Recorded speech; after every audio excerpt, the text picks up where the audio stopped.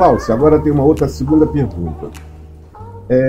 Eu queria que você me dissesse como é que foi essa sua trajetória nesses 19 anos da cidadania.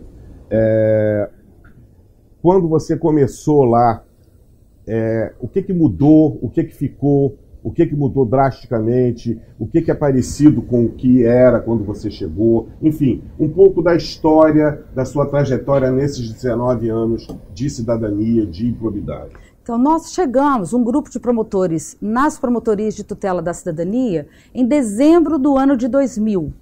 Né? Então, está fazendo agora... 19 anos. E nós fomos numa titularidade originária. Eu quero dizer que a atribuição antes era exercida pelo Procurador-Geral, à época, então, José Moinhos Pinheiro, que, aliás, esteve aqui na 8ª edição. Ele teve a oportunidade, então, de delegar essa... os promotores atuavam por delegação dele. Ele criou o órgão de execução e transferiu... Era do Procurador-Geral. Aí ele transfere essa atribuição para as promotorias, então, recém-criadas. Primeiro nós fomos criados 6, depois criaram mais 2, e a gente, então, inicia com uma gama de atribuições imensa, e era muito legal, porque a gente achava que a gente era capaz de cuidar daquilo tudo.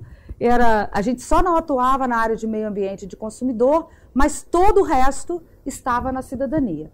Inclusive esse nosso nome, né, Promotoria de Justiça de Cidadania, permanece até hoje, e ele foi se descaracterizando ao longo do tempo, na medida... Por quê? Porque hoje a cidadania naquele momento era tudo.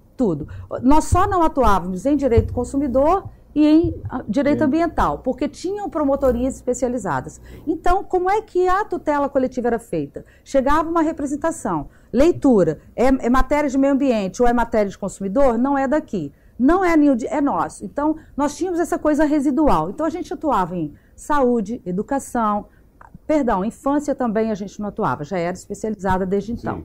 Né?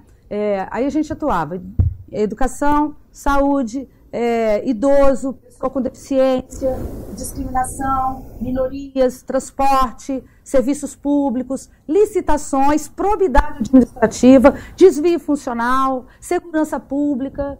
Né? Pouca coisa, né? Era tudo. Então a gente era meio que um faz-tudo ali.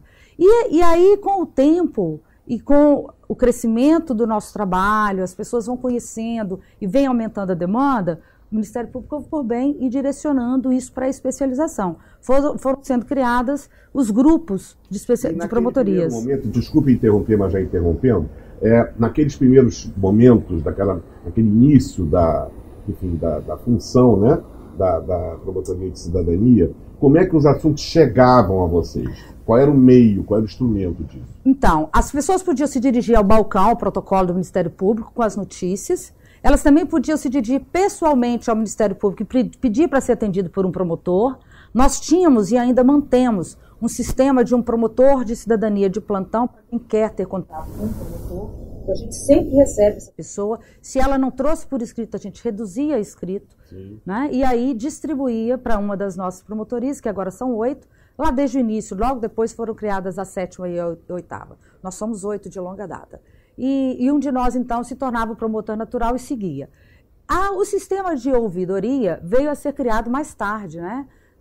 Se não me engano, em torno de 2000, não tenho exatamente a data de criação. 2000 e pouquinho. 2000 e pouquinho. Até então, o sistema era esse. A imprensa nos demandava muito e nós trabalhávamos muito de ofício. A gente catava, a gente lia jornal e todos os dias a gente pode olhar para o jornal, nós vamos ter e entender que ali naquilo que nós estamos defendendo tem função, tem atividade, tem medidas que podem ser tomadas. Então a gente tem um manancial diário de informações que nos chegam. O Tribunal de Contas, os tribunais mandam para a gente, o Judiciário, as corregedorias, muitas pessoas nos demandam. Então o volume era imenso. E com o tempo a gente foi dando uma melhor planejada, aumentando os órgãos de execução, especializando. Isso veio trazendo maior possibilidade de prestar o melhor serviço. Hoje o que remanesce disso tudo é que a expressão cidadania, ela nos traduz muito pouco, né? Nós estamos, com certeza, em torno de 70% a 80% dos nossos casos são de defesa do patrimônio público. de defesa da probidade administrativa. E um residual, que eu arriscaria dizer em torno de 30%, de cidadania. Então, talvez a gente merecesse mudar o nome, porque essa expressão promotoria de cidadania, ela induz em erro muita coisa. Muitas pessoas chegam com uma ideia do que vai encontrar, e às vezes existe uma certa frustração quando, olha, isso a gente não pode fazer, né? Porque a expressão cidadania é muito aberta. Então, talvez uma adequação desse nome, promotoria de patrimônio público e residual. Olha, eu não falei de assistência social, que é uma demanda absurda que está nas nossas mãos. População de rua, habitação, enfim, é uma riqueza imensa. Por hipótese, chega a notícia da questão da população de rua que tem aqui em frente, né?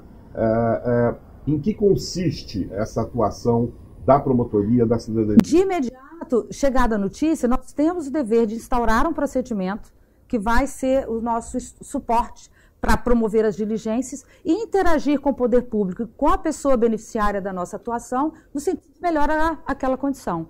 E aí nós temos N instrumentos, e eu acho que é isso que me deixa muito feliz. Quando eu falo que eu não me sinto personalidade, eu me sinto instrumento, é isso. O Ministério Público ele é rico de instrumentos para melhorar a vida das pessoas. E eu acho que a gente melhora efetivamente. Então, nesse caso da população de rua, nós vamos interagir com o poder público responsável, com aquela pessoa para entender qual a necessidade dela, por que ela está ali. Vamos buscar no conjunto da legislação o que é cabível na defesa dos interesses daquela pessoa.